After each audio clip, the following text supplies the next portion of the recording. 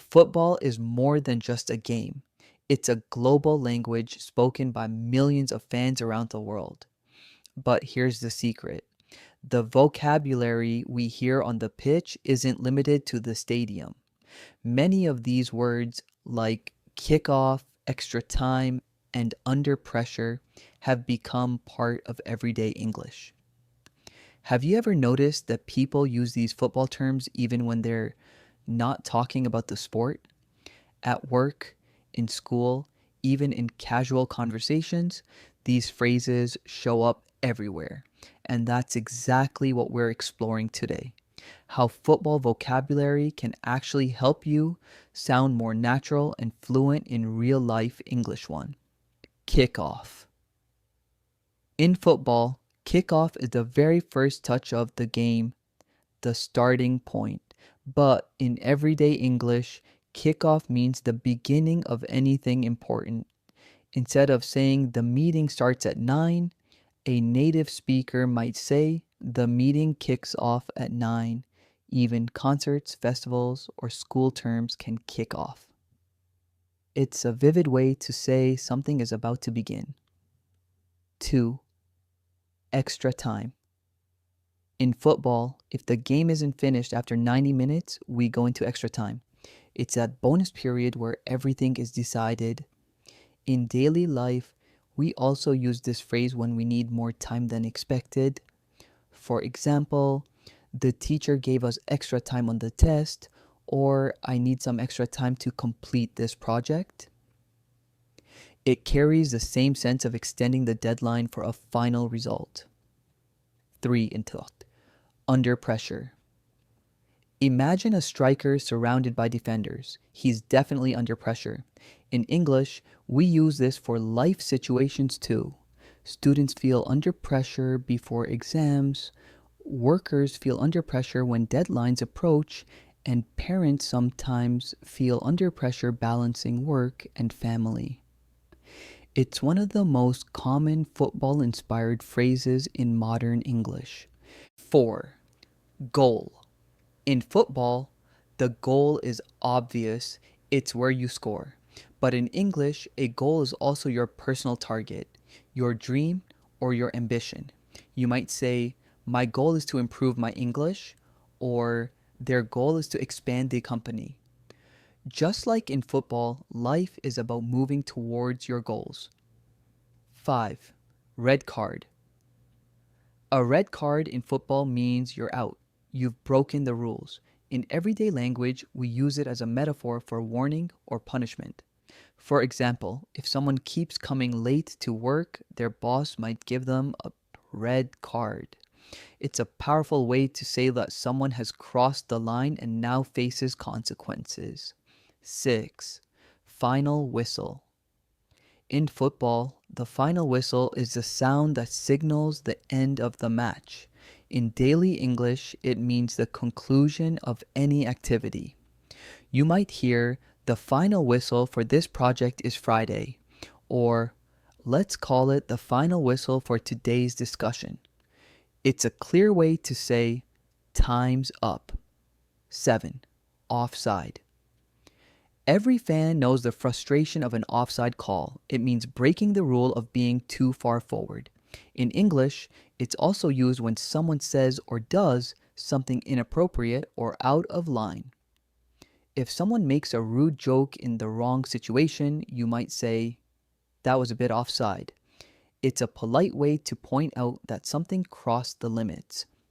8. On the ball. Coaches love players who are always on the ball, alert, quick, and aware. In daily English, being on the ball means you're smart, sharp, and ready to handle things.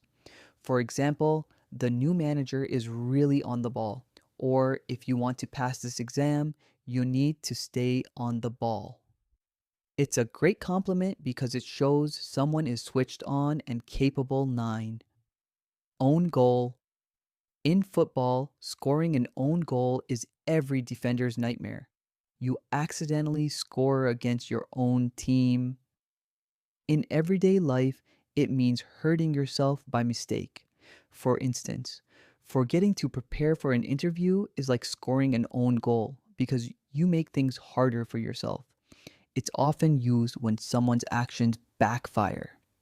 10. Kick around or kick about. After school, kids often enjoy a kickabout, a fun, casual game of football.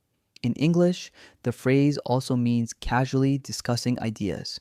At work, you might hear, "Let's kick around some ideas for the new project." Just like in football, it's informal, relaxed, and creative. 11. Game plan. Every coach designs a game plan, the strategy to win. In daily English, we use this phrase for any organized plan to succeed. For example, "What's your game plan for the exam?" Or, "The company's game plan is to grow online." It's a simple way to say, "This is how we'll win." 12th level playing field. In football, a level playing field means both teams have fair conditions. In English, it describes fairness in life. For instance, "We need a level playing field for all job applicants," or scholarships create a level playing field for students. It's a powerful way to talk about equality and fairness. 13. Substitution or sub. When a tired player is replaced, that's a substitution. In English, a sub is anyone or anything that takes the place of another. At school, if the main teacher is away, you get a substitute teacher. At work, someone might say, "I can't attend the meeting, but I'll send a sub." It's the everyday version of swapping players. 14. Hat trick. In football, a hat trick is scoring 3 goals in one match, but in English, we use it for any 3 successes in a row. You could say, "She scored a hat trick of top grades this semester," or "He won a hat trick of awards at the ceremony." It's a phrase that celebrates repeated achievement. 15. Kick into touch. In rugby and football, to kick into touch means to send the ball out of play. In everyday English, it means to delay, avoid, or push aside a decision. For example, the committee kicked the idea into touch, or they kicked the decision into touch until next year. It's often used in politics or business when people want to avoid making a choice. And there you have it, 15 football expressions that aren't just for the pitch, but for real life. The next time you hear a commentator shout goal or final whistle, remember, those same words can help you sound fluent in English too. I'm Adam, and this is Everyday Fluent English. If you found this lesson useful, don't forget to subscribe and hit the bell. And remember, fluency isn't about memorizing grammar. It's about using English naturally every single day. See you in the next lesson.